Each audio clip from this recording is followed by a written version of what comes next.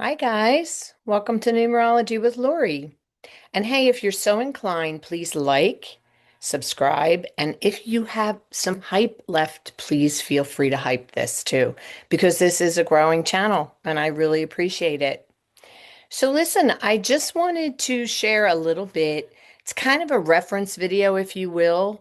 Um, it's a little bit about what gives you some background on numerology. So, as you are probably aware, um, the uh, numerology is structured from 1 through 9.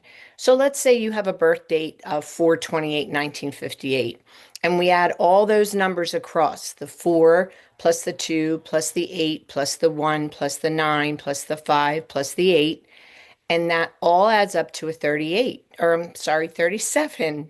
So the 3 plus the 7 equals 10. But because numerology adds to just one digit, we add the 1 plus the 0 and we get 1. So this person has a 1 life path. So this is kind of the structure. Let's see. So we're going to talk about the energy for each number. So the number 1, the energy reveals beginnings, it reveals independence, it reveals ideas. So this is an idea generating person. It reveals leadership, which I think is pretty awesome, right? The principle is also a little bit more on the masculine side. So that gives us a little bit about what the 1 is about. So let's go on to number 2. So this energy shows harmony, it shows balance, it shows unity, it shows a little bit about relationships because let's face it, a 1 is singular and a 2 looks like this. So it's 1, 2. So that's a relationship with another person. It might be a friendship, it could be a relationship partnership, it might be a romantic relationship, something like that. There's also cooperation included in this. So that's again part of that number 2, if you will. So the principle is somewhat feminine in nature, which again, I think is a pretty interesting um, I don't know, like it's a pretty interesting concept to figure out about a number 2, which to me is pretty interesting. So the 3 energy is about communication. It's about speaking your truth, which we've talked about this with other videos, but this is a very, very important concept. It's about optimism. To me, I put in parentheses here, joy of living. That's when I think of the number 3, I think automatically of joy of living because that's kind of what it comes down to. But let's face it, no matter who you are, you need to work on that joy of living. Happiness is included in this, being creative with your expression. That's important too. So the number 4 is next. This energy includes process, it includes formation, it includes building, it includes hard work, endurance, and it's a somewhat serious number. So that's important for number 4.